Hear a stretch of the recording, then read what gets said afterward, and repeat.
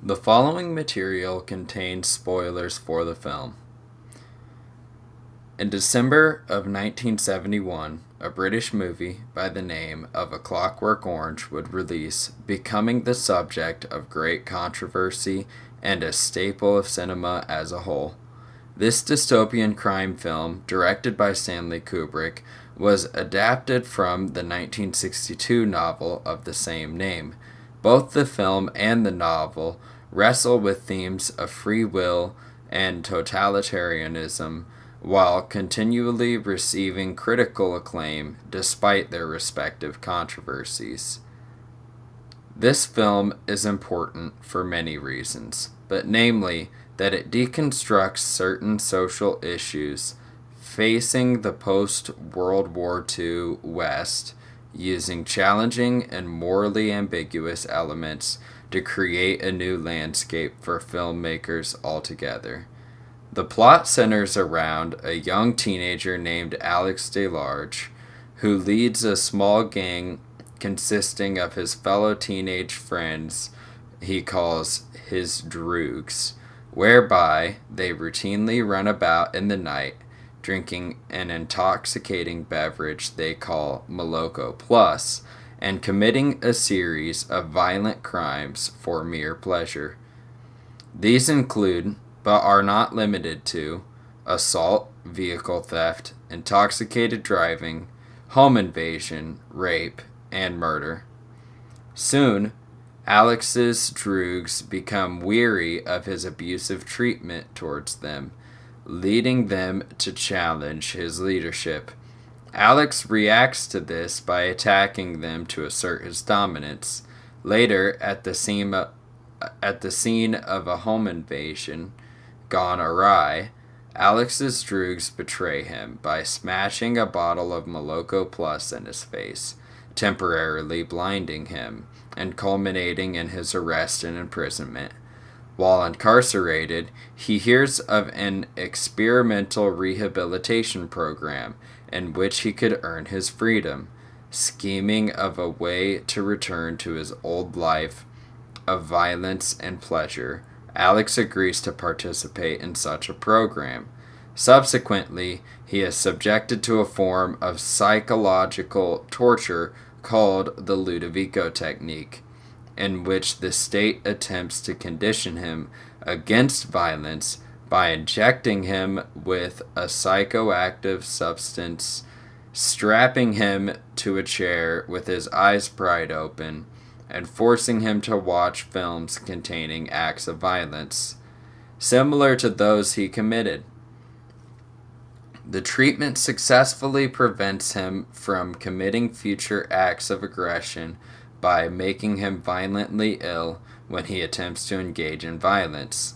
The treatment, however, does not remove Alex's inclinations towards violence and also has the unintended effect of conditioning him against Beethoven's Ninth Symphony. When Alex is released, he is no longer welcome in his home and is assaulted by various of his previous victims, including his previous droogs, who are now law enforcement officers. Seeking shelter at a previous victim's house, a writer of anti-government literature who initially does not recognize him, Alex is restored to health. Following the victim's recounting of events, however, Alex is drugged and led to attempt suicide as he is locked in a room on the second floor while the Ninth Symphony is played at full volume. This results in Alex's hospitalization and public outrage at the government's inhumane behavioral control techniques. In an attempt to reconcile this controversy, the minister of this program orders the treatment to be reversed and promises Alex government immunity and a job if he agrees to provide his campaign with positive publicity. Because of some of the more troubling elements found in the story, the film sparked immediate backlash. In the United States, upon its initial release, the film received an X rating, while the Roman Catholic Church officially condemned it. In the United Kingdom, additional controversy was initiated following several instances of real-life crimes that seemed to be inspired by the depicted actions of the film's protagonists. Seeing this, combined with threats made to his family, the film was taken out of circulation at the request of Kubrick himself to avoid future allegations of any moral culpability for these copycat crimes. With this, Kubrick commented that to attribute powerful suggestive qualities to a film is at odds with the scientifically accepted view that even after deep hypnosis in a post-hypnotic state, people cannot be made to do things which are at odds with their nature.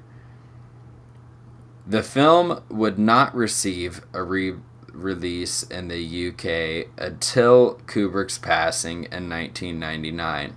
The film would additionally go on to be banned in other countries at various points, such as Ireland, Singapore, South Africa, Brazil, Spain, and Malta. Perhaps in examining this story, however, some crucial reflections can be found in its author, Anthony Burgess. The British writer struggled throughout his life with authority and received poor grades in school during his childhood. Later, he attended Victoria University at Manchester, studying English language and literature between 1937 and 1940. It was there that he met his wife, Lynn, before going into the military after graduating. In 1942, he was married to his wife before transferring to the Army Educational Corps, being promoted to sergeant. Tragically, it was during this period, while he was away, that his then pregnant wife was raped, causing her to lose the child. Despite these circumstances, the Army refused to let Burgess leave to tend to his wife. Later, he worked as an instructor for the Ministry of Education in the post-war years, being well-versed in various languages, which provided him with various opportunities to work internationally for the government. Though it wasn't until later in life that he wrote A Clockwork Orange, his early life experiences provide a clear path to understanding this work more clearly, whether it is his disdain for authority that comes across in both the novel and the film's cynicism for the government, or if it is the rape of his wife that cements the writer character as one of self-reflection for Alex's character as a mode of personal confrontation with one's past for the author. Additionally, his background as a linguist provides an essential framework for understanding perhaps the most distinguishable aspect of the novel, which is the linguistic originality derived from its Nadsat slang, a mix of Russian and English used to give the protagonist an intriguing dialect to be remembered by. Of course, in discussing the significance of a film, the director's visions and intentions are also essential to contextualizing the work. With this thought in mind, Kubrick had just finished making his iconic masterpiece, 2001: A Space Odyssey, a film that many regard to be one of, if not the greatest film of all time. This 1968 film marked a drastic departure from his previous black and white works for many reasons, namely that it is commonly cited as his first film to adapt the iconic Kubrick style of filmmaking, using classical music as the score, emphasizing zoom ins and zoom outs, as well as adopting the infamous Kubrick stare. On a more specific note regarding Kubrick's use of this motif in this film, Alex can be seen displaying the infamous look in the opening shot as the camera zooms out to display his surroundings. This signifies to the viewer that Alex has lost all touch with reality since before the film even began.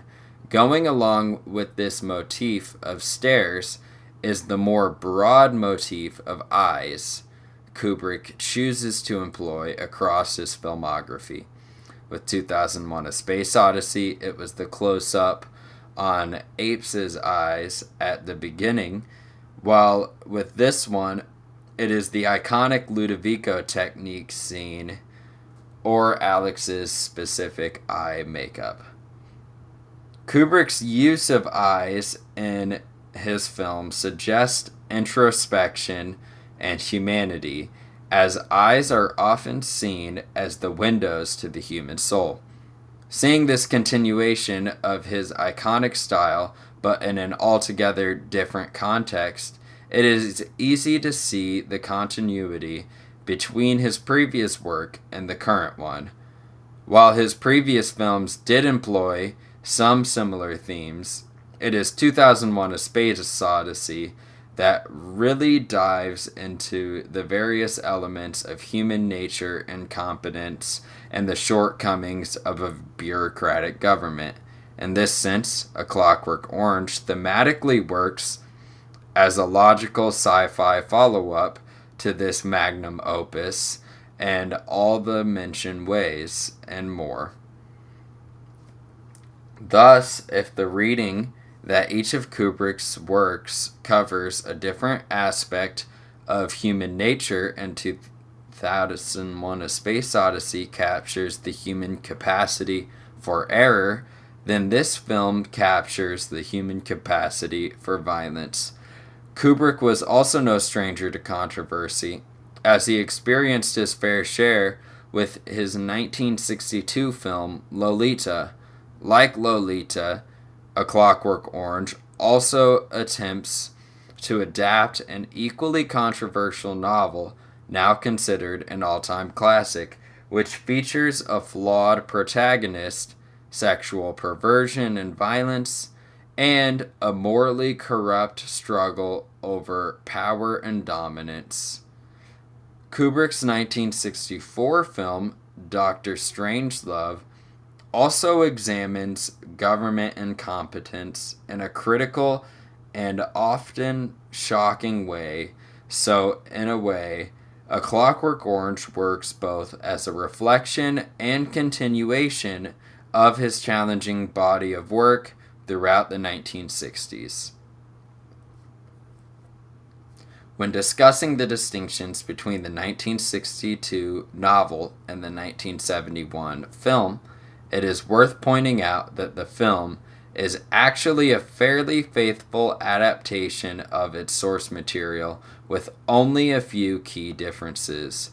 This is especially true when compared to some of Kubrick's other films, such as The Shining, which diverges drastically from its source material, creating an almost new story entirely.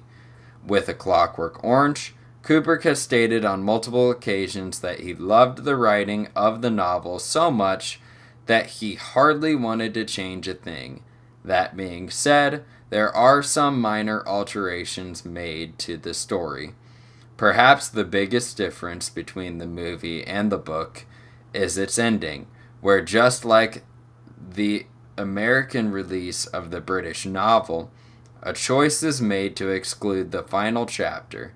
In Burgess's original work, a final chapter exists following the ending of the film, where Alex has started a whole new gang and has persisted in his violence, as is assumed he would from the ending of the film.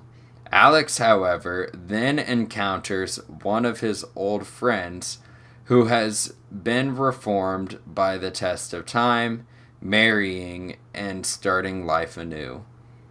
This causes Alex to reflect on his actions throughout the novel and show his first genuine desire to reform, cementing the novel as more of a twisted coming of age work. This ending is often criticized as being less impactful than the film's ending, as this original finale asks the reader to forgive your humble narrator for his crimes and believe a person like this can be reconciled. This is perhaps influenced by Burgess's Christian background, positing the story's ending on a note of faith and redemption, whereas the film's ending can be seen as more reflective of Kubrick's nihilism and status as an atheist. This, combined with the studio's negligence in fairly compensating Burgess for his work, led to Burgess publicly disowning this adaptation of his work, as he saw the conclusion of the novel as essential to its underlying themes. Other major differences between the two works clear up small plot holes and solidify Alex as a stronger movie villain. One instance of this is Alex's use of the song Singin' in the Rain during the scene where Alex assaults the writer and his wife. Reportedly, this alteration cannot be found in the screenplay, as it was improvised by Malcolm McDowell, the actor of Alex, when preparing for the scene. Kubrick apparently thought this was so genius that he added it to the scene and bought the rights to the song from Gene Kelly. This alteration works for multiple reasons, as it strongly solidifies Alex's callousness for his actions and gives the writer a legitimate basis for remembering Alex when compared to the reason he is recounted in the novel, whereby the writer reaches this moment of realization on the basis of Alex's nadsat slang, which he never actually employs in the original chapter in question. Another example of a change like this can be seen in how Alex is selected for the Ludovico technique. As in the novel, he kills an inmate who attempts to rape him, while in the film, Alex uses his skills of manipulation and deception to influence his current situation. Other notable differences include how the film changes which victims he encounters in the third act, the chapter where Alex gets high off Moloko alone, changing the date rape chapter in the first act to a consensual threesome, and conditioning Alex against the Ninth Symphony exclusively as opposed to all music. These changes largely serve to increase Alex's agency and solidify his villainous nature, while cleaning up the story to flow more logically. In deconstructing this story's themes, a major theme is that of the incompetent nature of a totalitarian state. Compared to other dystopian works such as 1984, the government, despite being totalitarian in nature, surprisingly has little control over its citizens or crime. This is likely because of Burgess's experience with bureaucracy that led to him coming to the conclusion that the state and those that work for it are often fatally incompetent. Unlike 1984, it seems that this story comes to the conclusion that, because of this, the government in fact is not capable of subverting a person's mind, only their actions.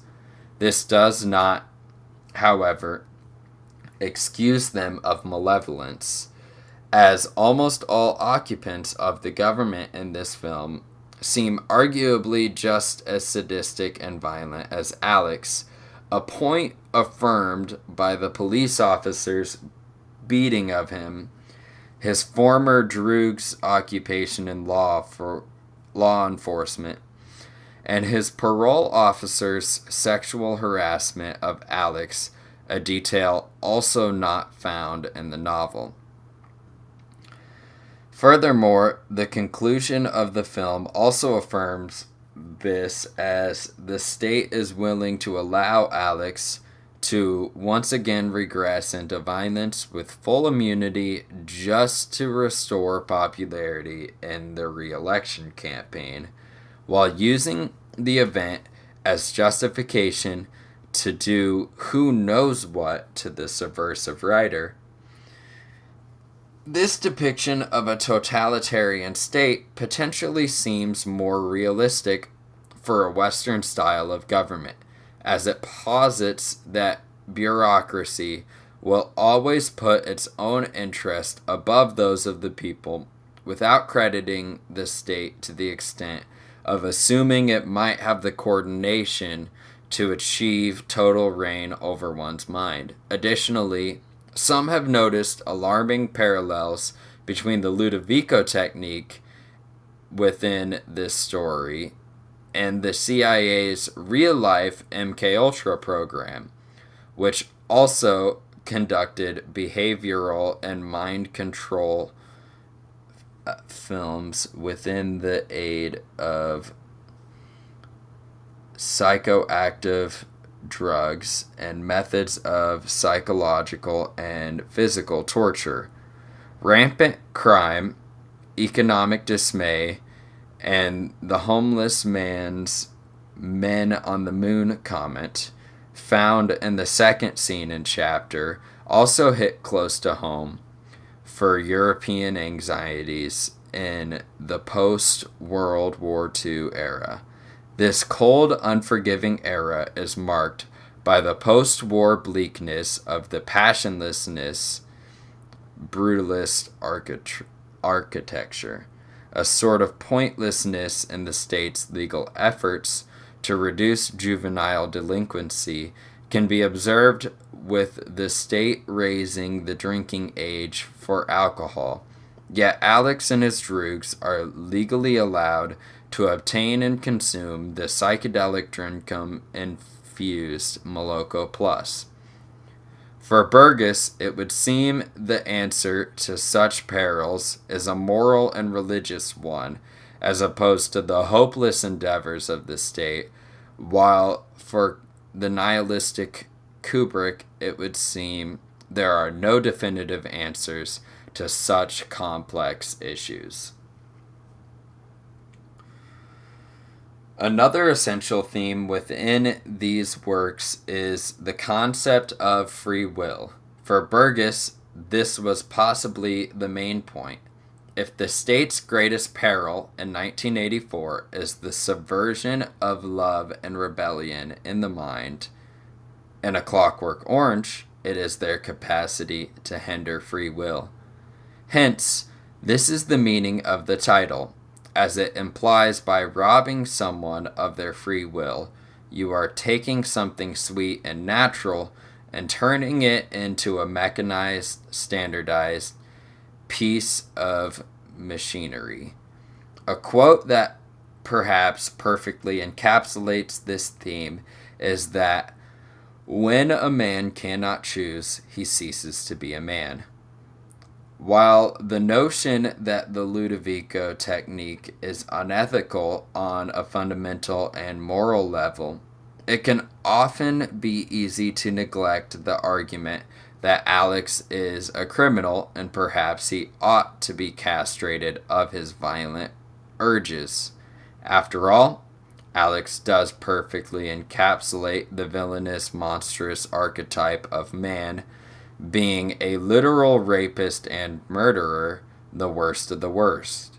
This notion is reflected when Alex returns home to find a stranger occupying his room, who says to him during a confrontation, "You've made others suffer, It's only right you should suffer proper.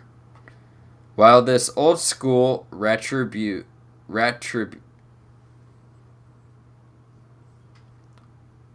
while this old school uh, retributive train of thought might have some merit, it often ignores the personal and moral factor of punishment with the advent of the new school train of thought regarding punishment being rehabilitation. Burgess warned society not to make similar errors by disregarding the moral nature of punishment. Here, Alex's spiritual and moral development is disregarded completely in favor of a purely utilitarian physical rehabilitation. In this, Alex loses his physical capacity to commit said crimes, yet ethically it is demonstrated how this is still a loss, as it is not by choice.